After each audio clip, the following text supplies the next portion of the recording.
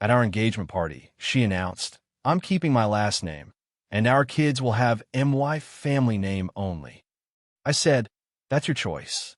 Then I quietly canceled the party rental for the next day, ended the engagement, and left her standing there with 90 confused guests. Her mother's furious call that night revealed. Original post. I, 32 male, proposed to my girlfriend after 3 years together. We talked about marriage plenty of times, discussed kids, finances, where we wanted to live, all the big stuff. Or so I thought. Quick context about my family name. I'm the last male in my line. My dad passed when I was 19, and my older brother died in a car accident 6 years ago. It's just me, my mom, and my sister now. The family name, continuing, meant something to my mom, especially.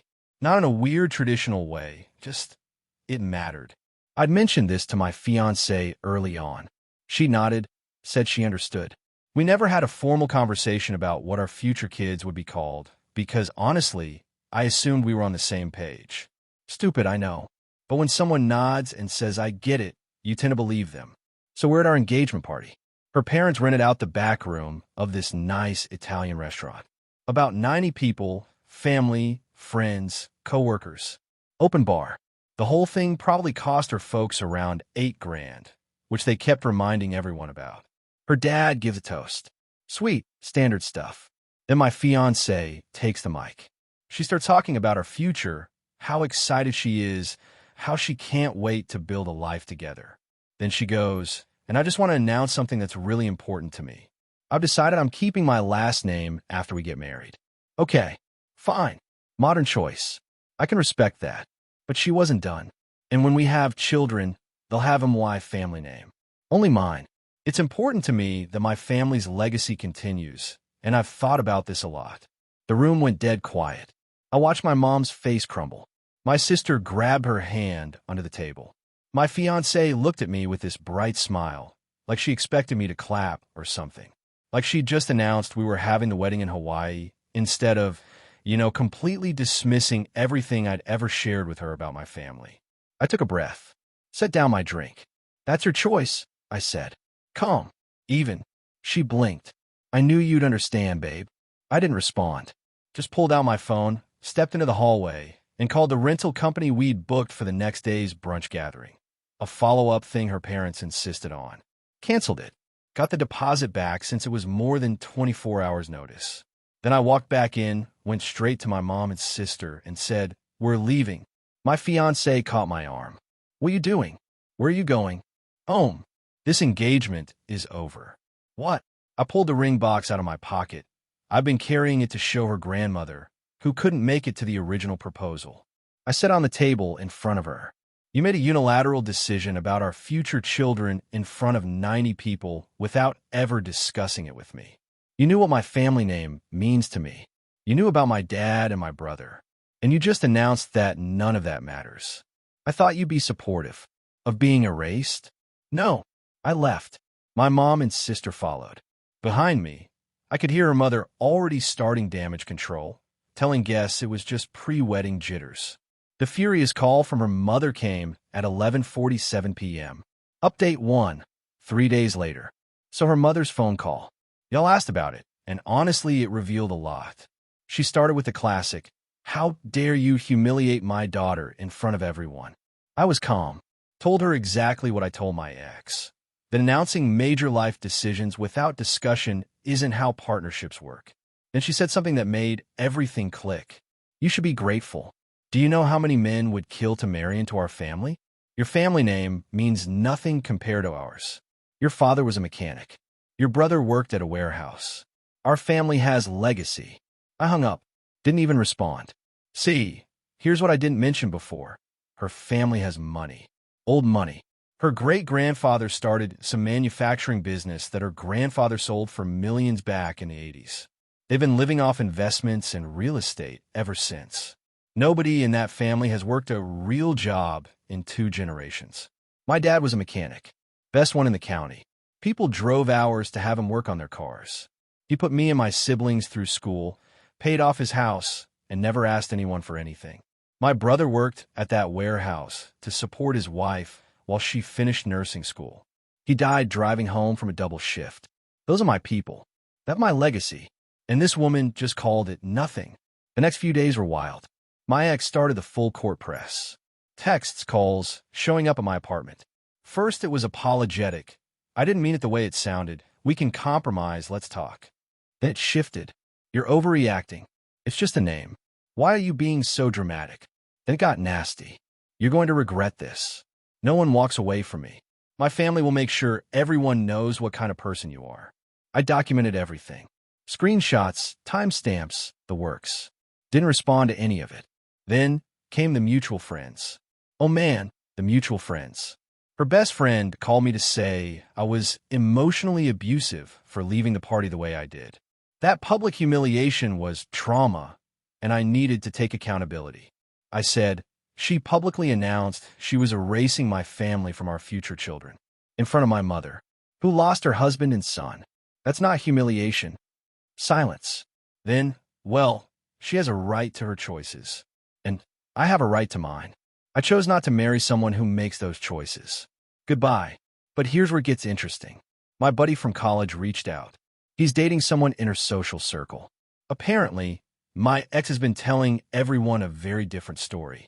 In her version, I abandoned her at the engagement party because I was jealous of her family's success and couldn't handle that she wanted to honor her heritage. She's also been telling people the engagement was already rocky because I was controlling and obsessed with having sons to carry on my name, which I never once said I wanted sons specifically. We talked about having kids, period. Gender was never part of it. The narrative was spreading fast, and I was about to become the villain in a story I didn't write. Update 2. 8 days after the party. Things escalated in a way I genuinely didn't anticipate. Her father showed up at my workplace.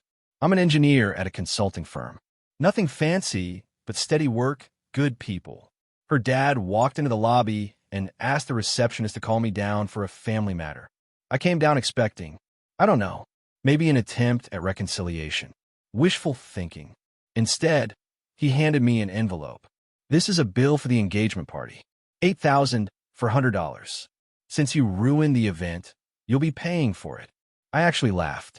Couldn't help it. I didn't ruin anything. Your daughter made an announcement I didn't agree with. I made a choice based on that announcement. Neither of those things obligates me to pay for a party you threw. You embarrassed our family. You walked out. You caused a scene. I said 12 words total and left quietly. If there was a scene after that, it wasn't mine.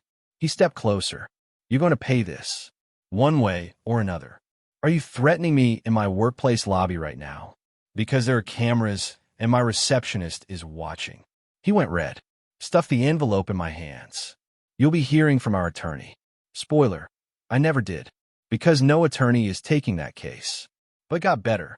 3 days later, my ex showed up at my apartment building. Not alone, with her mother, her aunt, and her grandmother. 4 generations of entitlement standing in my parking lot. Her grandmother, who I'd actually liked, sweet old lady, always asked about my mom, was the one who spoke first. Young man, I'll come to talk some sense into you. This family has given you an opportunity most men would dream of. My granddaughter is beautiful, educated, and comes from good stock. Your stubbornness is throwing away everything. Good stock, like we were talking about horses. Ma'am, with respect, I loved your granddaughter. But I won't marry someone who publicly announced that my family, my dead father's family, my dead brother's family, doesn't matter enough to include in our children's names. That's not stubbornness. That's self-respect. Her mother cut in. Oh, please, this is about your ego. You can't stand that she's from a better family than you. Better how? Because they had more money? My father built everything he had with his hands. Your family inherited what someone else built. I'm not ashamed of where I come from. The grandmother's face hardened. If you don't marry her, we'll make sure everyone knows you let her on. You used her. We have connections. We can make things very difficult for you. Do what you need to do. But I'm not changing my mind. And I'm not afraid of your connections. They left. Her mother called me white trash as they walked away. Classy. That night, I got an email that nearly made me fall off my couch. It was from her cousin. The one who'd always been quiet at family functions seemed embarrassed by the rest of them.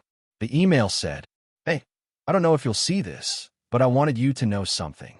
That speech my cousin made at the party, she rehearsed it for days in front of my aunt and grandmother. They helped her write it. The whole point was to establish dominance early so you'd know your place in the family. Their words, not mine. I'm sorry you got caught up in this. You deserve better. I read it 3 times. They planned this. It wasn't a spontaneous decision or even a misguided attempt to share something important. It was a deliberate power play designed to put me in my place in front of everyone I cared about. I forwarded the email to my mom.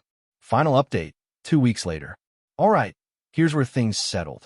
After the cousin's email, I knew I needed to do something. Not revenge exactly. I'm not interested in burning anyone's life down. But I wasn't going to let them control the narrative either. I wrote a message. Nothing inflammatory, just the truth.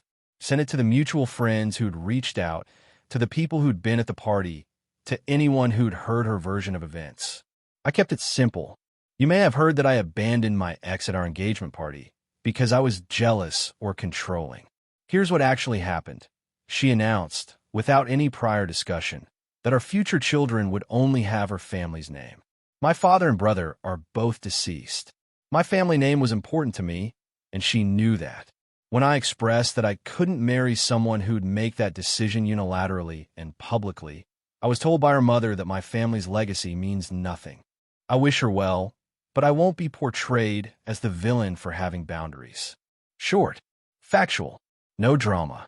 The response was interesting. About half the people didn't respond at all. Expected. People don't like getting involved. But the other half? Turns out a lot of people have been uncomfortable with her family for years. The cousin wasn't the only one who'd noticed the entitlement. One of her coworkers messaged me privately. Honestly, we all knew something like this would happen eventually. She talks about managing you all the time. Like you're a project, not a person. Managing. That word stuck with me. Her family went quiet after about a week. No more visits, no more threats. I think the cousin's email getting forwarded around. I sent it to a few trusted people who'd asked what really happened, made them realize they weren't going to control this story the way they wanted. Then came the twist I genuinely didn't see coming. Her dad called me. Not angry this time. Almost subdued. I want you to know, he said, that we won't be pursuing any legal action. And I'm sorry for coming to your workplace like that. I waited. There had to be more. My wife has strong opinions. She wanted our daughter to marry a certain way, into a certain kind of life.